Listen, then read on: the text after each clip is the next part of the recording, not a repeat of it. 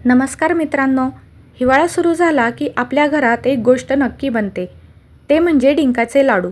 शरीराला ताकद देण्यासाठी, ऊब देण्यासाठी आणि रोगप्रतिकारक शक्ती वाढवण्यासाठी डिंक, तूप, सुकामेवा यांचा उपयोग आपल्याकडे पिढ्यानपिढ्या केला जातो. आज मी तुम्हाला अगदी घरगुती आणि सोपी पद्धत दाखवणार आहे. चला तर मग आजच्या आपल्या हिवाळ्याला गरम आणि स्वादिष्ट सुरुवात देऊयात. आज आपण या व्हिडिओमध्ये बघतोय डिंकाचे लाडू अगदी साधी सोप्या पद्धतीने कसे बनवायचे. चला तर मग आजच्या या रेसिपीला आपण सुरुवात करूया.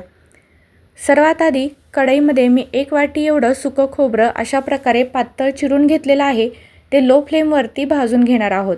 हलकासा कलर बदलेपर्यंत आपण हे सुकं खोबरं भाजून घेणार आहोत. जास्तही करपून द्यायचं नाही आहे आणि गॅसची फ्लेमही लोच ठेवायची आहे. हाय फ्लेमवरती भाजून घेऊ नका, नाहीतर खोबरं पटकन करपलं जातं. आपल्याला हे करपवायचं नाही आहे. जर खोबरं करपलं तर लाडू असा कडवट असा लागतो. त्यासाठी व्यवस्थित अशाप्रमाणे हलकासा कलर बदलला की आपण कढईतून काढून घेऊया. आता लो फ्लेमवरती अर्धी वाटी एवढी खसखस भाजून घेऊया. खसखसही पटकन भाजली जाते, ती करपून द्यायची नाही आहे, हलकीशी भाजून घ्यायची आहे. 1-2 मिनटं लो फ्लेमवरती भाजल्यानंतर कढईतून काढून घेऊया. याच कढईमध्ये 1 चमचाभर तूप घ्यायचं आहे आणि मी इथे खारीकची पावडर आणलेली आहे, तीही 1 वाटी घेतलेली आहे. ज्या वाटीच्या मापाने खोबरं घेतलं होतं त्याच वाटीच्या मापाने मी इथे खारीक पावडर घेतलेली आहे. ही खारीक पावडरसुद्धा अगदी फक्त 2च मिनटं हलकीशी भाजून घ्यायची आहे. हिवाळ्यामध्ये शरीराला ऊब देतात, त्यासाठी हे लाडू बनवले जातात. डिंकामुळे सांध्यांना लुब्रिकेशन मिळते, चालताना खडखड आवाज कमी येतो आणि स्टिफनेसही कमी होतो. बाळंतपणानंतर तर स्त्रियांनी डिंकाचे लाडू खाल्ले पाहिजेत, कारण ते शरीराची झालेली हानी भरून काढतात, ताकद परत येते, तसेच पाठदुखी कमी होते आणि इम्युनिटीही वाढवते. आता याच कढईमध्ये 2 ते 3 चमचे तूप घेऊया आणि हे तूप जे आहे ते छान तापून द्यायचं आहे. त्यानंतर आपण अर्धी वाटी डिंक यामध्ये तळून घेणार आहोत. व्यवस्थित तुपामध्ये फुलेपर्यंत हा डिंक तळून घ्यायचा आहे. तूप, डिंक, खसखस आणि सुकामेवा यांचं मिश्रण पचनसंस्थेला शांत आणि सक्रिय ठेवतं, त्यामुळे पचनही सुधारतं. या लाडूमुळे रोगप्रतिकारक शक्ती वाढते, त्यामुळे हिवाळ्यात सर्दी खोकल्यापासून वाचण्यासाठी इम्युनिटी मिळते. तूप आणि सुकामेवा यांचा फॅटी ॲसिड्समुळे त्वचा मऊ आणि चमकदार राहते, तसेच केसांनाही बळकटी मिळते. एवढे सगळे फायदे या डिंकाच्या लाडूमुळे होतात आणि डिंकामुळे स्नायूतला जो आवाज आपला येतो चालताना किंवा उठताना बसताना, वयस्कर लोकांमध्ये जास्त करून विशेषतः दिसल्या जातात या गोष्टी, तर डिंकामुळे तो आवाज कमी होतो. शिवाय सांध्यांमधली स्टिफनेसही कमी होते. त्यामुळे डिंकाचे लाडू अगदी लहान मुलांपासून मोठ्या माणसांपर्यंत सगळ्यांनी खाल्ले पाहिजेत. अशा प्रकारे डिंक तळून घ्यायचा आहे. कढईतून बाजूला काढून घेऊया. आता डिंक तळून राहिलेल्या तुपामध्ये मी हे इथे काही ड्रायफ्रूट्स घालून भाजून घेत आहे. गॅसची फ्लेम लोच ठेवलेली आहे आणि इथे मी काजू, बदाम, अक्रोड, भोपळ्याच्या बिया तसेच मगज बी घेतलेली आहे. तुम्हाला हवे ते ड्रायफ्रूट्स तुम्ही घेऊ शकता. अर्धी वाटी या प्रमाणात इथे मी ड्रायफ्रूट्स भाजून घेत आहे. हे सगळे एका ताटामध्ये काढून ठेवलं होतं. आता आपण खोबरं, ड्रायफ्रूट्स आणि डिंक मिक्सरच्या भांड्यामध्ये घेऊन व्यवस्थित बारीक करून घेऊया. सर्वात आधी मी इथे सुकं खोबरं बारीक करून घेत आहे. अशा प्रकारे तुम्ही बघू शकता एकदम बारीक असं पावडर याची करून घ्यायची आहे. त्यानंतर ड्रायफ्रूट्स आणि डिंकही मी बारीक करून घेतलेलं आहे. हे सगळं बारीक करून घ्यायचं आहे आणि एका ताटामध्ये घ्यायचं आहे.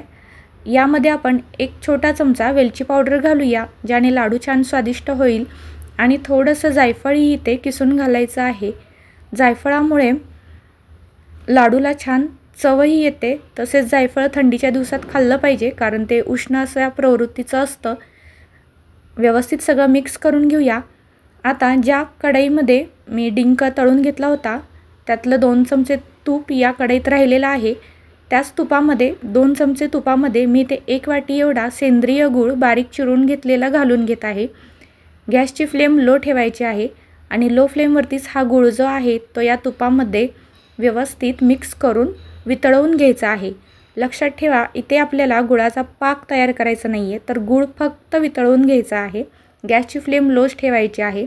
आता अशा प्रकारे गूळ पूर्णपणे वितळला की यामध्ये आपण सगळं मिश्रण घालून घ्यायचं आहे आपण बनवलेलं. गॅस आता पूर्णपणे बंद करायचा आहे, गॅस चालू ठेवू नका आणि गरम गूळ असतानाच यामध्ये व्यवस्थित सगळं काही मिक्स करून घ्या. ज्याप्रमाणे व्हिडिओत दाखवले त्याप्रमाणे व्यवस्थित सगळं मिक्स करून घ्या. त्यानंतर एका ताटामध्ये काढून घ्या. हातानेही व्यवस्थित मिक्स करा, दोन्ही हाताने मिक्स करा म्हणजे गूळ व्यवस्थित सगळीकडे लागला जाईल, मिश्रणात छान मिक्स होईल अशा पद्धतीने. आता जोपर्यंत मिश्रण गरम आहे तोपर्यंत जेवढे होतील तेवढे लाडू तयार करून घेऊया. अशा प्रकारे थोडंसं मिश्रण घेऊया आणि दोन्ही हाताने प्रेस करून याचा लाडू तयार करून घेऊया. लाडू वळत असताना हात अजिबात दुखून येत नाहीत, मिश्रण कोरडं होत नाही. आणि जसं जसं हे मिश्रण थंड होईल तसं तसं तुम्हाला जर वाटलं का लाडू वळायला येत नाही आहे, कोरडं फडफडीत असं व्हायला लागलं की मग त्यामध्ये 2-3 चमचे तूप गरम करून घाला, मिक्स करा आणि पुन्हा लाडू बनवा. हे पहा, अशा पद्धतीने अगदी छान असा लाडू तयार होतो. अजिबात फडफडीत राहत नाही मिश्रण. अजून एक लाडू मी तुम्हाला इथे बनवून दाखवते. गरम गरम असताना या मिश्रणाचे माझे 10 ते 12 लाडू तयार झाले. त्यानंतर 7-8 लाडू करायचे राहिले होते. तेव्हा हे मिश्रण थोडं थंड झाल्यावर फडफडीत झालं. त्यामध्ये मी 2 ते 3 चमचे तूप घेतलं, गरम करून घेतलं, मिक्स केलं आणि त्यानंतर बाकीचे राहिलेले सगळे लाडू मी वळून घेतले. हे पहा, आपण घेतलेल्या प्रमाणामध्ये इथे 15 ते 20 लाडू तयार होतात मीडियम साईजचे. लाडू बनवत असताना 3-4 लाडू मुलांनी खाल्ले होते, त्यामुळे तुम्हाला इथे व्हिडिओमध्ये थोडे कमी दिसतील. तयार आहेत आपले हे डिंकाचे लाडू. मी सांगितलेल्या स्टेप्स तुम्ही केल्या, व्हिडिओत सांगितलेले सगळे टिप्सही जर तुम्ही फॉलो केल्या तर तुमचे हे लाडू डिंकाचे जे आहेत ते नक्कीच खूप छान होतील. हे झाले अगदी सोप्या पद्धतीने बनवलेल्या डिंकाचे लाडू.